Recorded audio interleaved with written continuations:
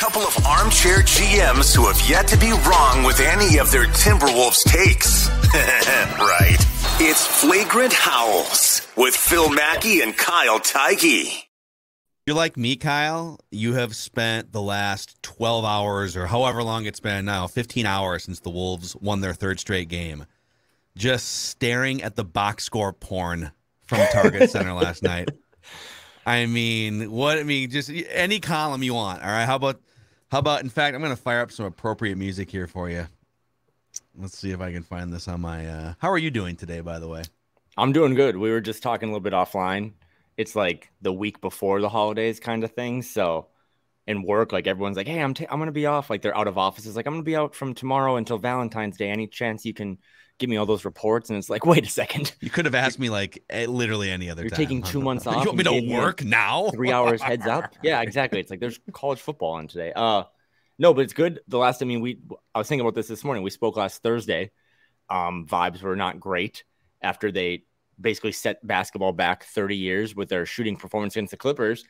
And then we wake up today and they have the longest, tied for the longest current winning streak in the Western Conference. It's 3 games, but they basically just pummeled a couple teams. I mean, they broke the Chicago Bulls, who are now infighting, and 50 points. I mean, that was a disgrace. And then they basically created Luka Doncic's trade demand yesterday. The Dallas Mavericks, the Timberwolves were without 5 guys: Anderson, Towns, Gobert, McLaughlin, and Prince. And I would argue they still had a better roster than what the Dallas Mavericks put out there last night. So that is one point in the column for us when people say we don't know what we're talking about or we've been wrong and everything. The deepest team in Minnesota Timberwolves history flexed on the league these last, 96 hours, and it's been pretty incredible. But yeah, box scores. I just wake up in the morning, pour coffee, and look at box scores and stats, and it makes me happy. Anthony Edwards plus 20. 27 points, 13 rebounds, 9 assists. Yeah, talking dirty. How about Naz Reid with 27 points, 13 rebounds, couple steals, couple threes last night? That's right. I can't believe Naz fell to the 6th pick in the 2019 draft. It's ridiculous. That's incredible. Austin Rivers, 37 minutes. He had 16 points on 7 shots, 5 rebounds, a plus 15. Jalen Noel, our guy, plus 18 in 25 minutes, 18 points on 10 shots. Luka Garza, 2 fouls in 3 minutes. Completely unnecessarily. So, all right. Didn't Nate Knight have 3 fouls right away, and then they sat him, and then Garza came in and just got hands happy and 2 fouls right away? Luka Garza was at a minus 11 in 3 minutes. I'm not sure if you could be a minus 11 in like one of those shooting games at an arcade where you just like keep rapidly throwing the ball in the basket. It's your fault. They felt the pressure from you and Flagrant Howls here. It's your fault. Ever since I demanded Luka Garza be freed, he has it's been tough, but still cool. I mean, anytime Luka Garza and Josh Minot play right now, it's probably a sign that the Wolves are well within the finish line. And 3 the Thunder game was close, right? But 3 pretty dominant performances they're now 3-0 without Rudy and Karl. The Anthony Edwards show is here. So I want to set you up because you told me right before we cracked the mics that you have an Anthony Edwards analogy or something. So we're going to get to that in a second. But we've seen this interestingly unlocked and joyful version of Anthony Edwards that we've been kind of waiting to see. And you've seen spurts of it throughout the year. I mean, he's definitely had some huge games this season, but you're seeing sort of the initiator of the offense version of Ant.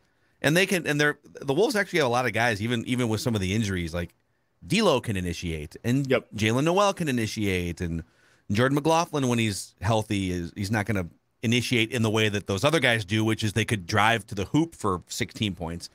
But the last few games, you're seeing like aggressive rebounding Ant. You're seeing playmate. He's averaging just under 10 assists his last 3 games, and a guy that's getting his own, and then guarding Luka for periods of time. You're seeing like this high usage monster emerging, and then a guy that's still being the conductor of the arena personality, right? The guy that can entertain 15, 18,000 people as sort of the face of the franchise.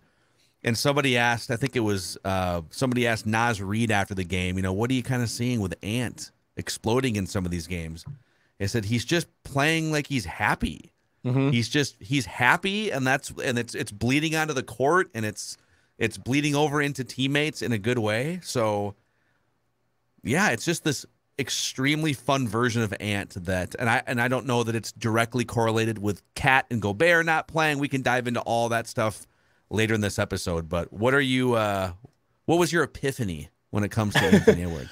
So I don't know if you're going to have to help chime in on this, because I don't think this is a Minnesota sports fan thing. This is just fans of sports in general, especially when your franchises have struggled for as long as Minnesota ones have. But we just have this tendency that when things are going well, we just start to list a bunch of things we're worried about. Like, we just don't. Everyone should have come over to my house last night and gotten drunk and just had wine and bed, but they just beat Luka. They made Jaden McDaniels was so good on Luka Doncic that Luka Doncic wanted to get away from him. He's like, get me out of here. Like, let me get ejected.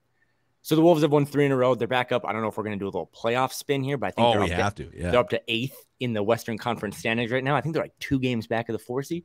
But all the talk this morning, or, they're 3-0 without Rudy and Karl, is that blow up the team and build around Anthony Edwards and I guess Naz Reid. And I get it. But Saturday, this past weekend, my wife and I are kind of getting ready to go on some holiday travel and stuff. I wasn't going to do anything. I get up Saturday morning. I have a nice mimosa, just one. I'm going to limit myself in a bagel sandwich, and then watch a Vikings game. And fast forward, as people know who listen to Ventline, I'm drunk texting Phil gifts and random things through. Like, Phil's trying to work, by the way, just immature on my part. And I went from having I think we should make it a segment where, like, Phil just reads Kyle's drunk texts on Flagrant Howls. At one point, I think you just said "I love you" after the Vikings tied the game, maybe in the fourth quarter. Yep, that was. I love you too, man. That was tough. It took a while to text that one too because my eyes were a little blurry. But so whatever. I was gonna hang out this weekend anyway. I'm 42 mimosas deep, and my neighbor comes up and he's like, "We got to go celebrate." So we went to a nice steakhouse, and I'm at that steakhouse, and I realized what Anthony Edwards is. If you've ever gone to a nice steakhouse, I got a filet mignon. So I order this filet, and you go to a nice steakhouse. They bring out the steak, and it's on a plate, and it's just a 7-ounce filet. That's it. There's nothing else, because a nice steakhouse, they want to really emphasize the meat. Anthony Edwards is the Timberwolves filet mignon. Anthony Edwards is their steak. The problem is, anyone who has an appetite or loves food, I wasn't just going to eat this filet on Saturday. Like, I needed side dishes. So my wife ordered like 6 side dishes. Karl-Anthony Towns and Rudy Gobert and D'Angelo Russell, those guys are the side dishes. I don't know which ones you pair with your steak, but the Timberwolves have found their steak. Which one's the Cajun hash browns and the mushrooms? That's probably Naz Reid, because he went to LSU, yep. Right? So I don't know which sides eventually long-term pair with this steak, but you found your steak, because it's not just the raw numbers you see in a box score, but it's like game-winning block on SGA on Friday, Sunday, that steal, basically the half-court heave, that then he's 3 rows up, high-fiving fans, right? It's the windmill dunk. It's all the stuff that good teams have now. It's like you said, he was not only controlling the game, he was controlling the 18,000 people in the stadium. Anthony Edwards is this team's steak, and we have now learned that. But you can't just eat a steak, is my point. Like, you need to figure out what side dishes go well with him. So I don't want to necessarily be like 3-game winning streak, trade Karl, trade Rudy, trade, D'Lo. Like, you got to figure out. Let's go. You got to figure out which of these guys still pair with him, because Steph Curry is the best guy on that team. Like, Giannis is the best guy on that team. They're the stakes for their franchises, but they're the best teams in the NBA are 3-course meals. The best teams in the NBA are, buffets. You can't just centrally focus on the steak here and not figure out what the other side dishes are. So I know that was maybe the least comprehensive analysis of basketball that I've ever had, but and it was at least like 17 drinks in after the Vikings completed the greatest comeback in NFL history. But I'm tracking. I'm just cutting this filet. I'm like, Abby, this steak is Ant, and she's like, she has no idea what I'm talking about. She's like, can we get a water? Tell you something. Kyle, what are you? You're drooling. Get him a lemon. So, but I mean, I really do like everyone, and of course, small sample size, 3 games. They played the Bulls, are maybe the worst team in the league right now. The Mavericks, that roster is not great, especially without Luka in the second half. But it's not about even the stats anymore. Like, you figured out. You heard it last night in the locker room. There were some really good quotes from Austin Rivers about this is the most fun they've had. And this goes back to the blessing in disguise with Karl's injury. Like, God forbid, you don't want that to happen. But we might be living in a fairy tale, right? We might be living in a story where like it took Karl's injury and Rudy's injury to like, okay, this is, and when you say it's someone's team, again, that doesn't mean to just trade everyone else or like, and this is Ant's team. And you know who's never been better that I'm like willing to maybe you can Venmo me after this so we can get our proposal ready.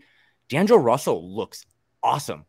Not having to be the guy, like being the sidekick to Ant. This is the best the backcourt's been their strength. They've looked awesome together. So I don't want to hear you got to trade Karl, got to trade Rudy. Like they've played some bad teams. They have a road trip coming up that's like Miami, Boston, Philadelphia, Pelicans, Milwaukee. Like it starts Friday. Yeah, I'd like to see Nas guard like Jonas Valanciunas, right, and not Poku or JaVale McGee.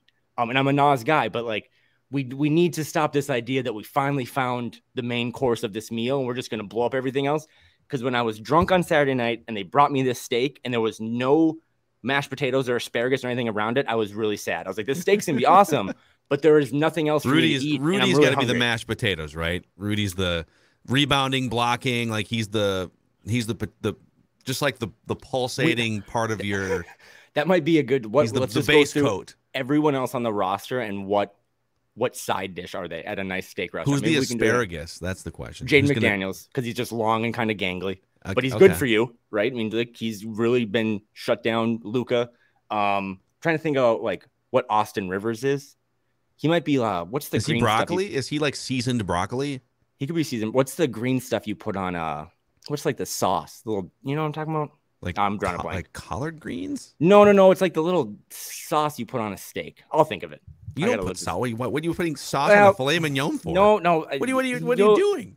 But to my You're ruining the filet mignon. Again, lots to drink. To my greater point though, this isn't nothing. And I am like a big Cat guy, and I'm still fairly bullish on the Rudy Gobert fit because I think he's easy to acclimate. I mean, I love Naz Reid. It's easier to acclimate Gobert into this thing than it is Cat because Gobert you don't have to run stuff for. And you've learned now, again, at some point, like we've been trying to have these conversations for 2 months and people want to like dance around them. You have to, last night in that locker room, everyone knew that it was Ant's team. Everyone. Mm-hmm. Austin Rivers kind of said so. Naz Reid, those guys, like it's more than just what you do or how much you make. It's everything you bring to the table. And the block on Friday, the 3-pointer, the dunk, the hunting of a triple-double last night that was really fun. And then throwing the ball at Finch was kind of and played dodgeball with his head coach. And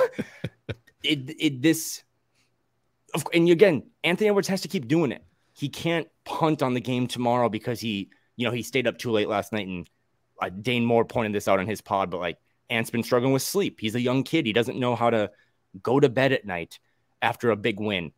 Who among us, right? Like I struggled to go to bed last night after they beat the Mavs. So he's got to continue to bring it, but he's brought it for 3 straight games. I want to see it for 30.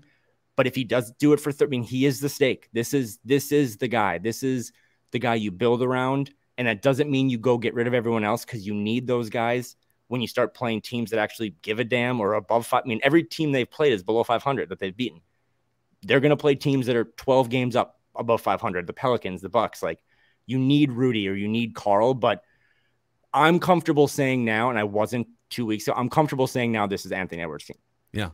Well, since Karl, so it's been 10 games since Karl went down, and it took a few games to kind of, and then Rudy's been kind of in and out with the ankle injury or whatever, so it's hard to parse some of this stuff out, but just Ant removed from Cat for a second. Okay. And I'm not saying that is a long-term solution that you need to pursue. All I'm saying is what we kind of wanted to see was, okay, maybe this is a blessing in disguise. Maybe organically now, this team doesn't really know what its identity is. It doesn't know what the pecking order is. So just like take some of the pieces apart, right? Okay, we're looking at the puzzle and it's like, we're stuck. Let's start over here. Yep. Let's start building a small portion of the puzzle. Let's start with Ant. Yep. Minus Cat for now. Because we kind of know what it looks like when you try to run a franchise through Cat. There's a glass ceiling. Mm-hmm. Let's try it. Let's feed Anthony Edwards in the way that he needs to be fed to maximize his skill set. And since Cat's been out 10 games, Ant's averaging 24 points, almost 7 rebounds, 6 assists, 3 steals, a block. He's shooting 44%, which isn't amazing, but it's better than just being a volume shooter. He's knocking down 42% of his three-point attempts. He's an efficient player.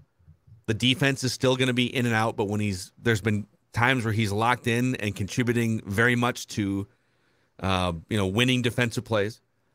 So to me, this organic thing that we sort of speculated about 10 games ago is happening. It's just, and they have to make a concerted effort to, all right, Ant, you're going to be the one that is the pilot here tonight. You're no longer just going to be like, look at all the times we've seen clips of him just standing in the corner on a possession while D'Lo and Cat run pick and roll or Gobert or whatever. No, you're going to be the one that drives the offense for large chunks of the night. You're going to be in that playmaker role, which he's never, he's taken that on for periods of time here and there, but never for large chunks of multiple games. And maybe he wasn't ready his first 2 years because he's a 19, 20-year-old kid. But him in that sort of the old James Harden, Luka, LeBron playmaker, you're not a point guard. You are just a monster basketball player with some handles who can get wherever he wants on the court, and you're going to use it to get your own, but you're also going to use it to get everyone else going.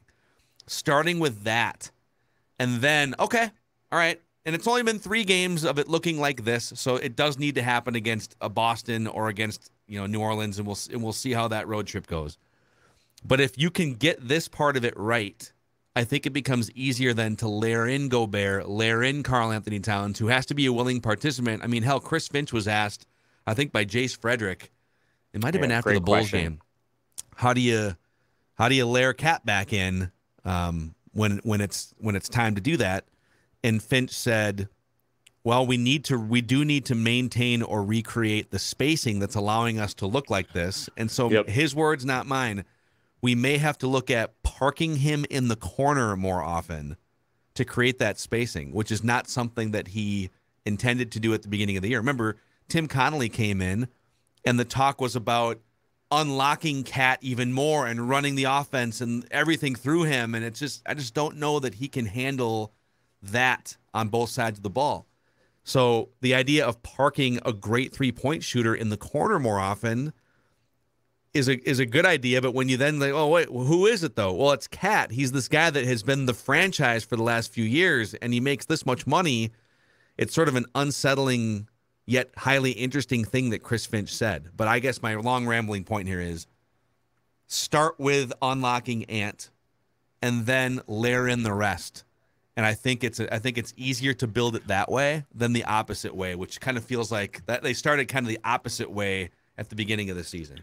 We've all gone to those certain restaurants that have a menu that's like anywhere from tacos to pizza to like just everything, right? Like, oh my God, like I need a minute. That's kind of what the Wolves felt like now when you think back to like early October. It's just like, oh my God, like we can get Rudy Gobert, like we can get French fries, or we can get steak, or we can get we can do, I don't know, man. Like, can I have another minute? Now you knew like I want steak. And that's what this team needs. Now you can it's much easier to, like you said, layer in. I mean, Chris Hine dug up a really good tweet last night from a year ago where Ant was on the record basically saying, I don't like bringing the ball up. Like, I'm uncomfortable with it. He was like, I'm very much like your prototypical 2 guard that like, let the other guy bring it up and give it to me and I'll go score. And then fast forward a year, and now he's like, actually, dude, I love bringing the ball up because I get to see the whole field like a quarterback. I'm not coming around pin downs, just looking to shoot. Like I can kind of see everything, and it's been phenomenal. I mean, there is all these different topics, whether it be D'Lo fit next to Ant, or what to do with your big guys and the assets and all that stuff. There's poetry in the fact they're in a 2-game series this week against the Mavericks, because if Ant is your Luka looked really good and had real good success with a left-handed point guard next to him and Jalen Brunson. Obviously Brunson's not there anymore, but that's your D'Lo. Is Ant and D'Lo, Luka, Jalen Brunson. But the Mavs have no one else. And it's really bad. Like Christian Wood, straight up, even if I'm not a Timberwolves fan, you watched that game last night, watch it on Wednesday, Naz Reid's better than Christian Wood. Yeah. And Christian Wood is like their second best player or third best player on the team. So you can't go get rid of everything else. You're ahead of the Mavs in terms of you might have your Luka, Jalen already figured out, but you also have guys that now need to integrate back in. And I think Rudy's the easy one because, again, gone are the days of the Rudy Gobert dream shake. Like, that's not going to happen. But you can do what Naz does. You can set big screens and be in the middle and either have one step to the basket, or Naz has been really good about catching the ball in the middle, immediately spinning and throwing it to the corner. Rudy's shown he can do that. Yeah. And if the guy in the corner is Karl-Anthony Towns and not Kyle Anderson, your percentage of making that three just went up by a gajillion. So this was, for the last time, unfortunate that you lose guys to injury, but this might be something we look back at and say, you know what, the last month, the first 2 weeks of December, we might be talking about this in 2026. Like, that's the moment you realized who this needs to be built around, and you still need the other pieces. You still need the side dishes. Again, Drew Holiday is a really, really good side dish for Giannis Antetokounmpo, but he is their second fiddle.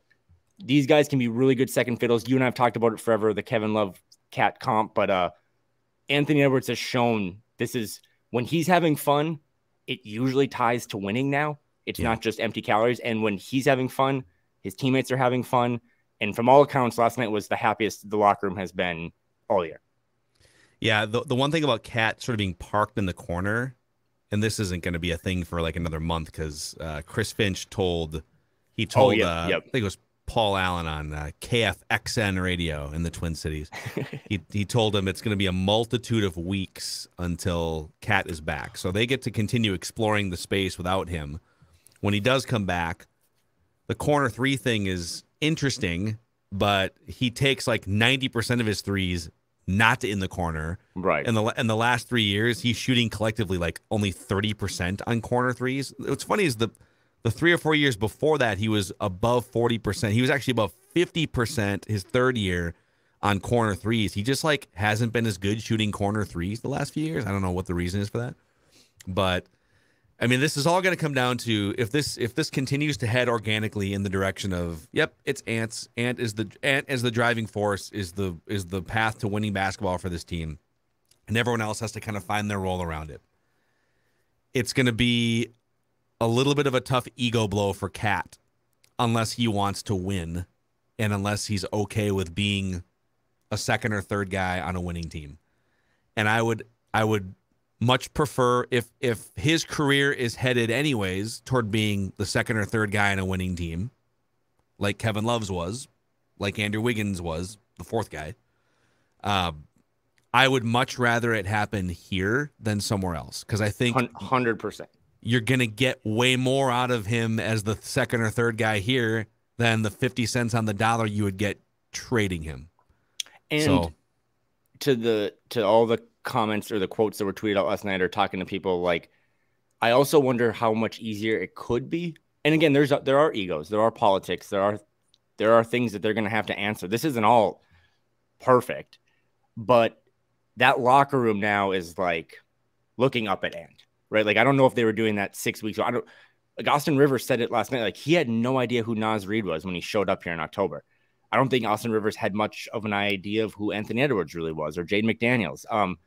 Those vets or some of these other guys, like, they know now. Ant had a quote last night where it's like, if I haven't touched the ball in a couple plays, like Jalen and Naz, right, go get the ball.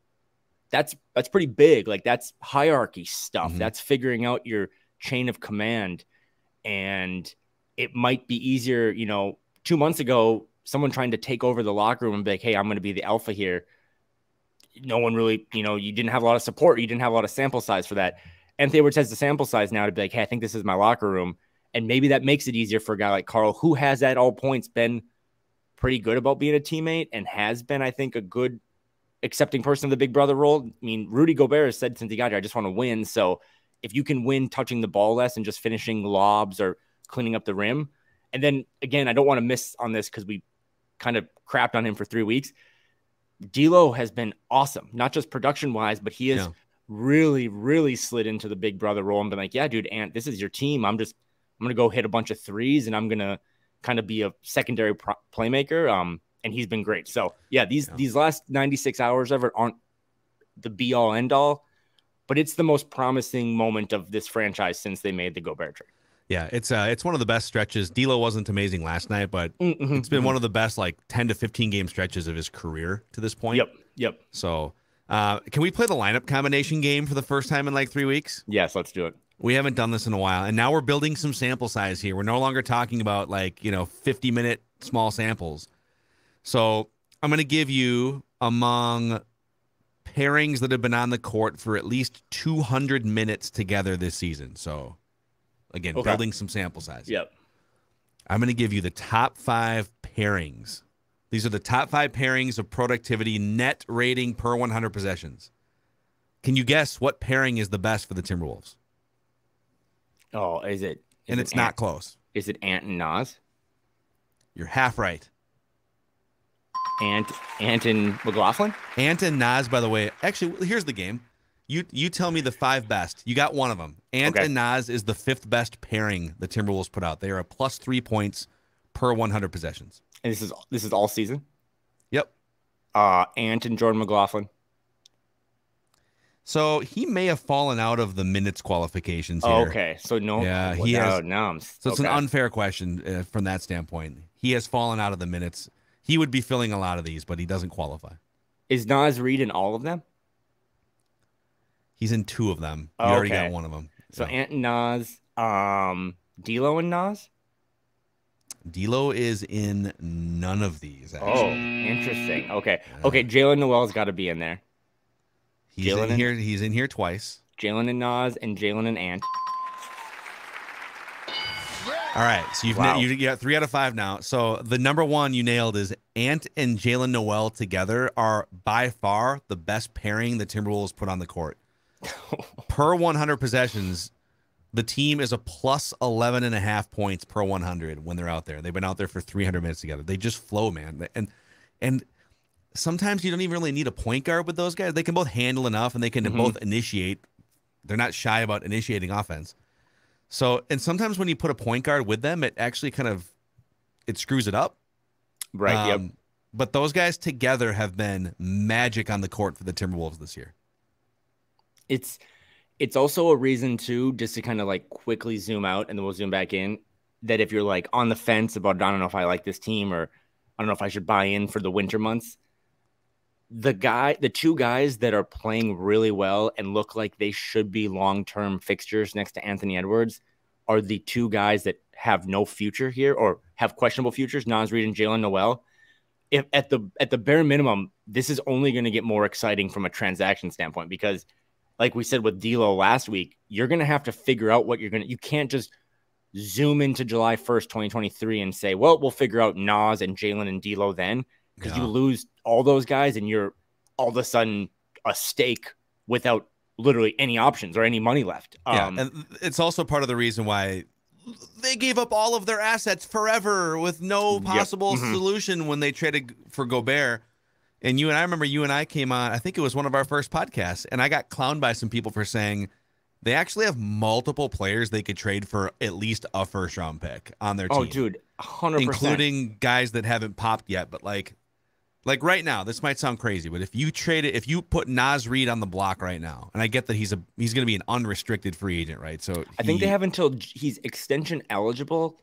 I saw he up until June 30th, they could offer him I think 4 years and $87 million. They can do a deal any day now with Nas if they want to, and that's part of the long-term planning. But call this a hot take.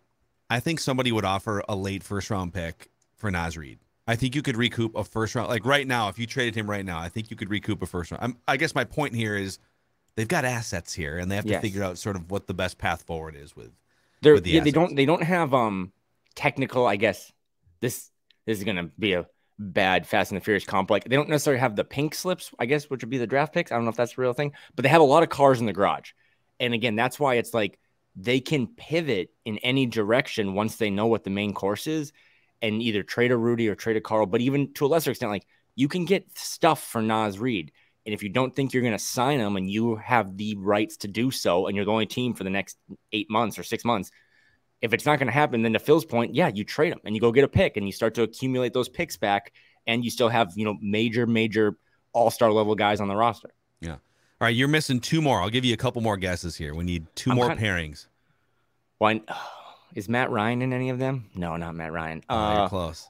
Is Austin Rivers in any of them? He is not. He does not qualify for minutes on the 2-man pairings. Okay, well then. So I'll say this. There's 3 players for the 2 spots. One player shows up in both. Is my son Jaden McDaniels in there? He's in one of them. Okay, Jaden McDaniels and Ant.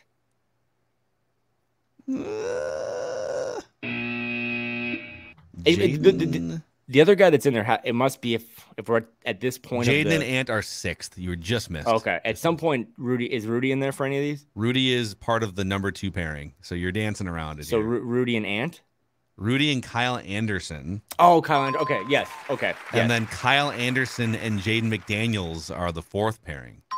Really? Just those 2? Okay. Yeah, the Kyle Anderson thing, he's been so great, and then he falls on his back again against that Bulls team, and I literally just squealed. I was like, oh, he's done. He's going to be out for a while, but... Poor guy. I'm actually a little bit more excited. This might sound crazy, too. If you told me right now, all right, the last 3 games, you can add one of these guys back. Taurean Prince, Rudy Gobert, Karl-Anthony Towns, or Kyle Anderson. Who do you want to see back first? I would say, I think it's Kyle Anderson. I think I want another Swiss Army knife ninja player just to see what it looks like before we start adding the 7-footers back. Well, you listed 4 guys and you wanted to rank those. I'm not sure Jordan McLaughlin's 5th on that list. You got this team now that's putting up 150 and at a breakneck pace and just moving the ball, playing Iowa Wolves, big plays. Jordan McLaughlin would fit in real well because to the Ant and Jalen pairing, Jordan McLaughlin's perfect, just kind of being that third little fiddle, getting the ball moving. So it is incredible to think that this team, what they could incorporate back if the pieces fit. Huge if.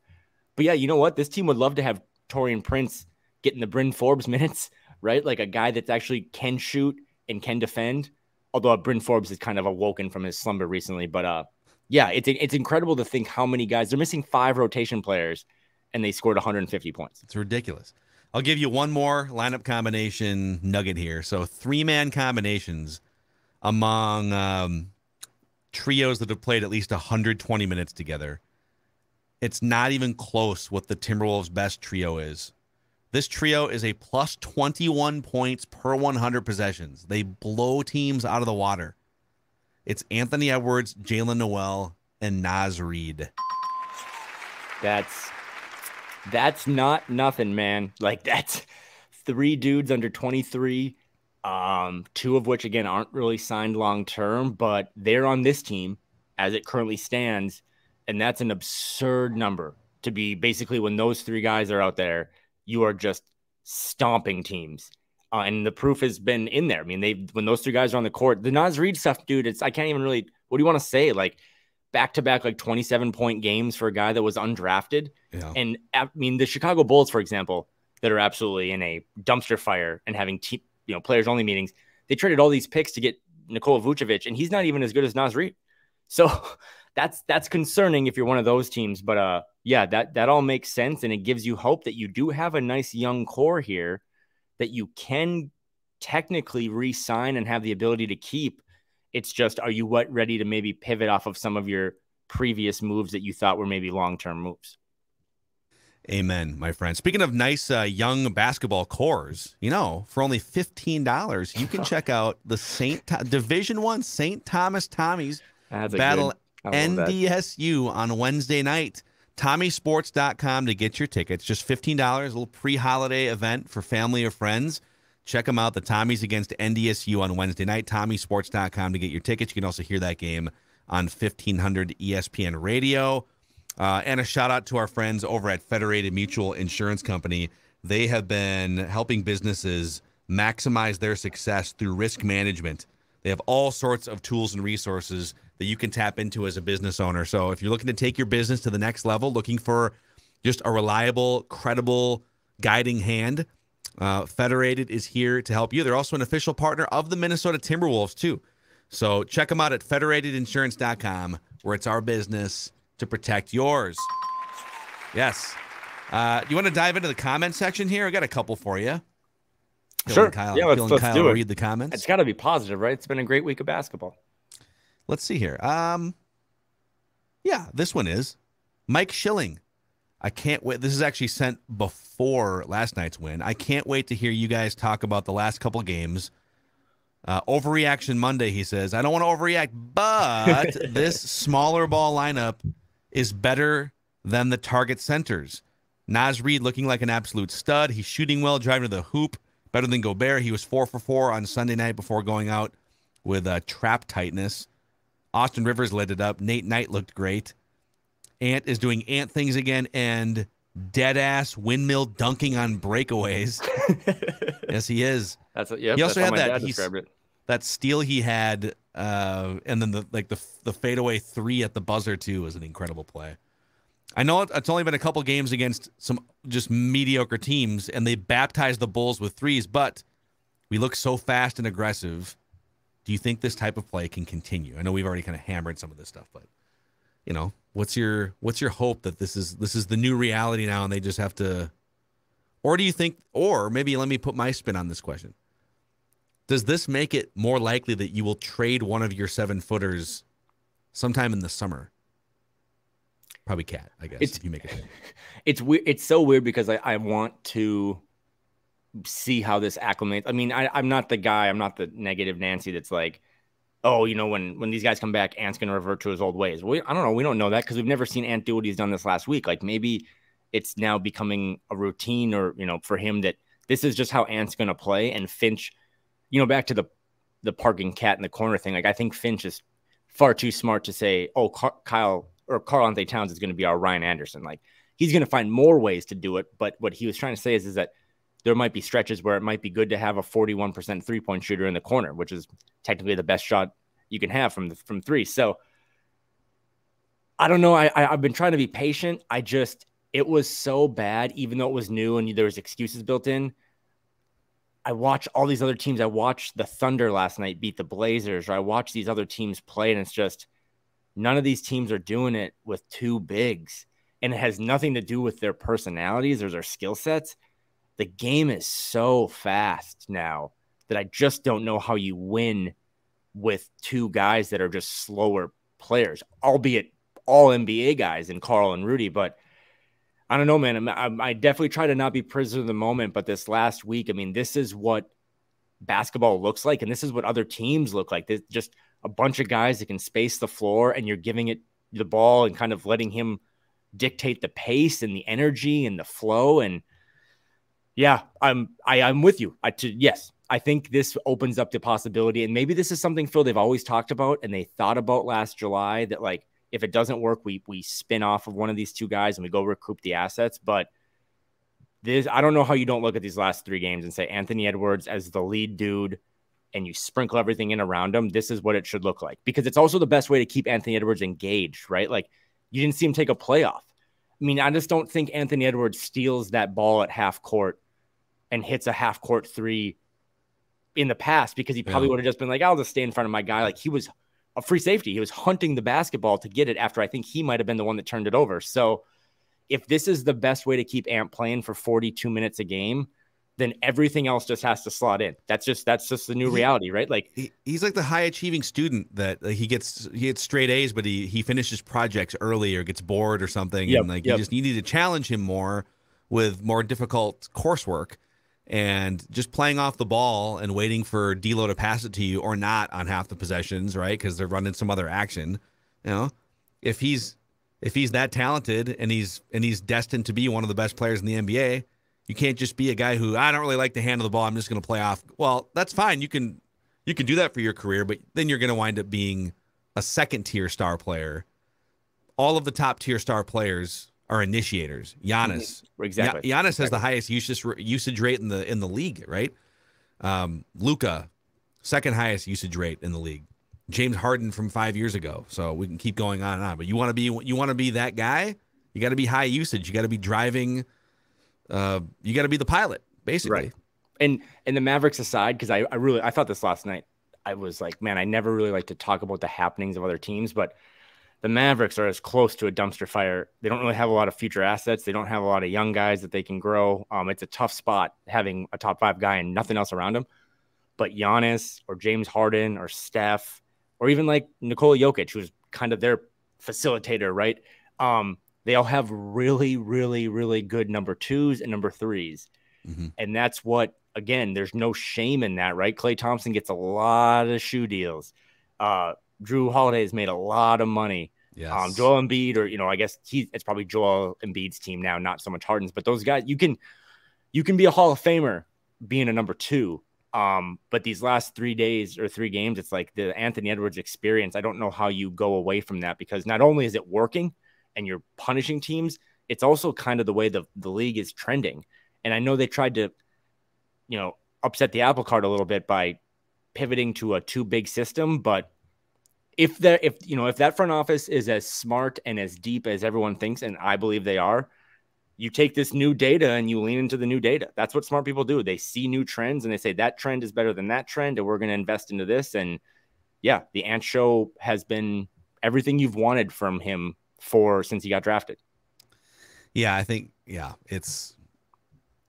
I would be curious to see what would this look like if you had just progressed it forward without the big trade. Like if you kept Vando and that, that's a good thing to bring up. There's a case to be made there. I'm not there yet. I want to see, like, this is happening the way that I wanted it to happen when Cat went down, which is, okay, everyone take a deep breath. Let's spread the pieces of the puzzle out again. And let's start with unlocking the guards. Unlock Ant, unlock Jalen Noel, unlock D'Angelo, and then layer it back on. But if it is deemed to not work, the whole thing this summer, you would probably look back with quite a bit of regret if you're the Timberwolves front office and say, probably didn't need to move all those assets just to get back to the point where all of the critics thought we were going to be in the end. Anyways. But yeah, and maybe this is a full podcast for another day, but like if the run it back Wolves from the Grizzlies playoff series this year, like I still think that team has issues. I know we've talked about the highlights of Malik Beasley or Jared Vanderbilt, but I also saw them lose like by 20 to the Cavs the other night. And Vando and Beasley combined for 10 points. And Malik was 1 for 10. So, like, maybe some of this has unlocked a better version of D'Lo, not having to share reps with Patrick Beverley, who I know is in our hearts and we want him back, but not in a role that really involves basketball. He scored on the bench. I love Pat, but they were down 25 to the Suns last night, and he scored on Chris Paul and gave him the too small. And it was like, now they're only down 23 points. And I was just like... Some of that energy is the type of stuff we don't necessarily need. But yeah, they could have more picks if they would have ran it back and not trade for Rudy, but they would have had issues to try to find, like we said, the third best player on a title team. So you don't have picks, you have players, but to think that this future is any less bright because you traded a bunch of picks, like, I don't know, man. There's a lot of teams that drafted in the past. The Wolves are one of them that a lot of those picks don't work out. So it might be better to have the boat instead of the mystery box, because it might be easier to flip the boat to another team that needs a boat that lives, on a lake, and you can recoup some of those assets for future roster building. So Anthony Thomas chimes in via the SKOR North app. You can always hit us up through the feedback tab there. For Flagrant Howls, why does Finch never have his players' backs? I just watched Jason Kidd lose his mind last night trying to protect Luka even after he was ejected. Yeah, Kidd kind of stalked the official around the court. They both got tossed. The Wolves players receive very unfavorable whistles on most occasions, and while the players melt down, Finch is nowhere to be found. Spo, Kurt, Pop would lose their ever-bleeping minds and then rip the refs postgame if his players were treated the same way the Wolves are. Finch seems to be team ref. Ant had to get a technical himself because the coach doesn't defend him. I'll hang up and listen. Good point. Not really looking to comp Chris Finch to Jason Kidd. I don't necessarily think it was great that Jason Kidd saw Luka get ejected and then sprinted on the court, but Jason Kidd is not who I think of when I think of great coaches or mature coaches. But I see that, and I see that from a TV standpoint when you're watching the game. Finch just isn't one of those guys that's going to – it's just my opinion. It's not really based on much else, but I just think Finch still knows that his team is rather immature and young, things that they've said themselves.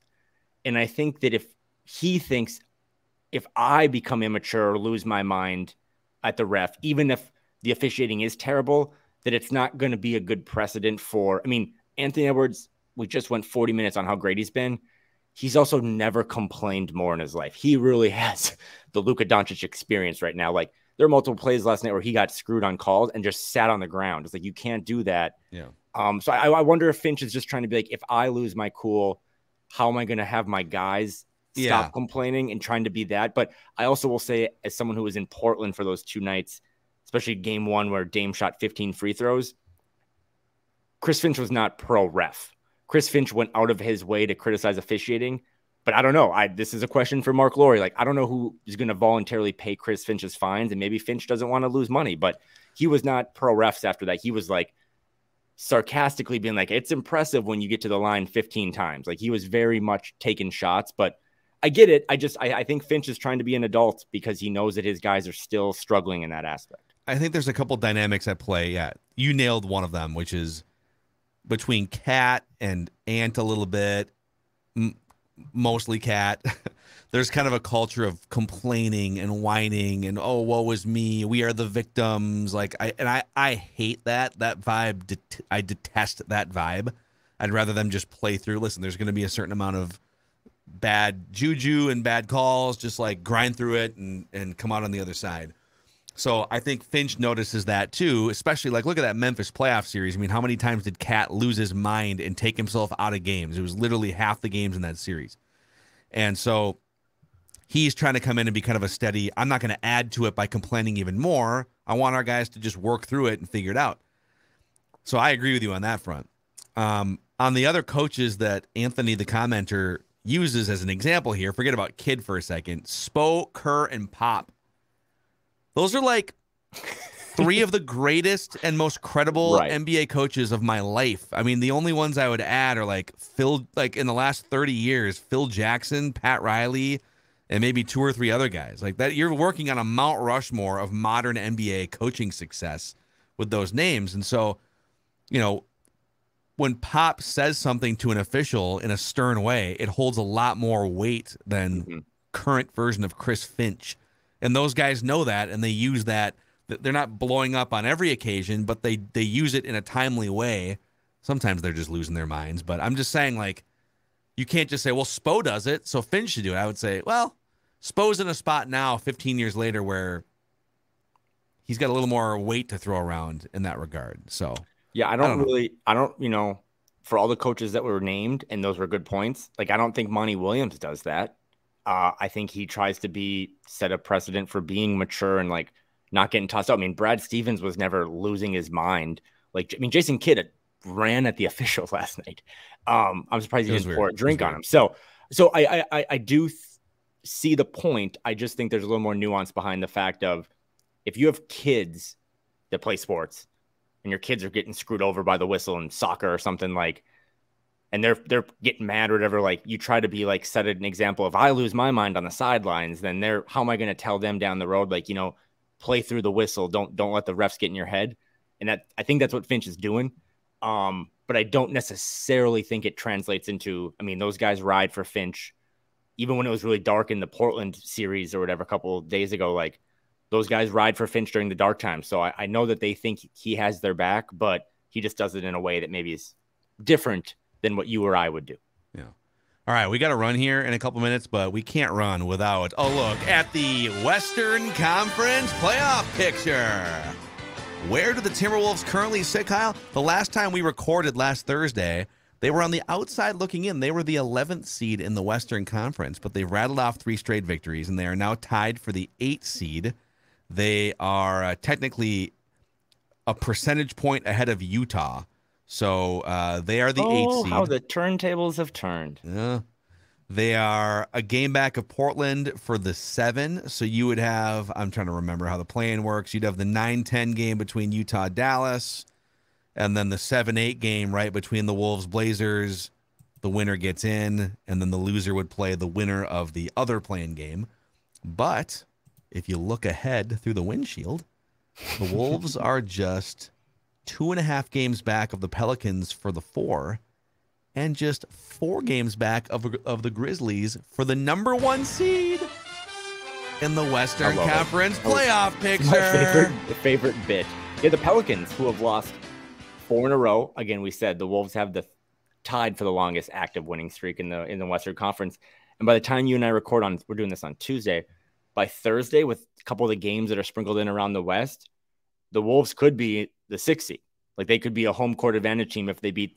I mean, the Mavs are going to have Luka back, but I think like Dorian Finney-Smith was going to be out. And I mean, the Wolves are set up even better to win on Wednesday than they were on Monday.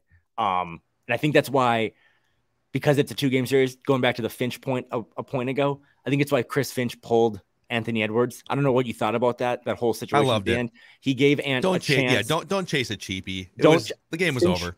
Finch knew he had to play those guys again, and the last thing you want to do is piss off your opponent by hunting stats. So Ant had a chance. He threw it to Nas. Nas missed a 3. Ant put his head in his hands.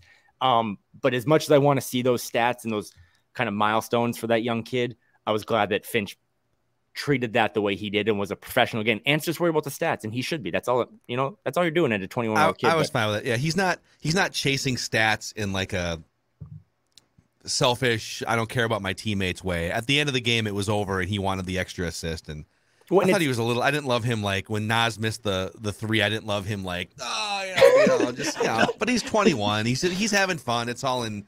It's not like Ricky Davis shooting on his own hoop and getting the rebound, right? It's not that. Well, it's not even that. It's not even like an incentivized. You're my Vikings person, but like, wasn't it last year when Justin Jefferson was really close to a receiving benchmark and like Zimmer or something didn't do? He was going to break Randy Moss's single season Vikings receiving yards record, which he'll do. He's 10 yards away from it now. But you know what I mean? It wasn't even like that type. It wasn't like the last game of the season and Ant's trying to break KG's scoring record. It was just a triple double. But to Finch's point, I got credit. Like, I thought he handled that pretty maturely, even though it led to one of the funnier.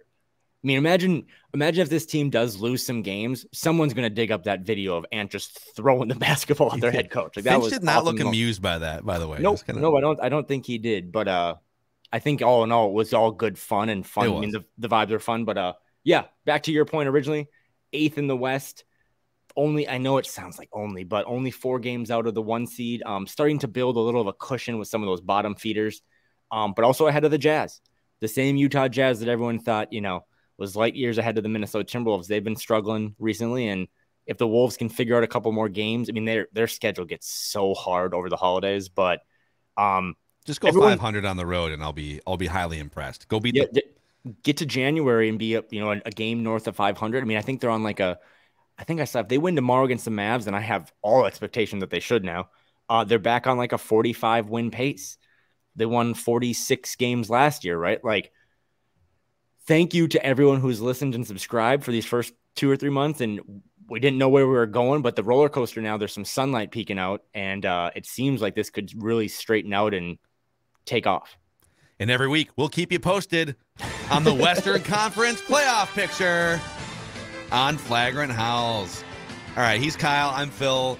We're going to go and go watch back the Vikings' greatest comeback in history and pour a couple more mimosas as we creep our way into the holidays here. Thanks for hanging out with us, your favorite Timberwolves lifestyle podcast, Flagrant Howls.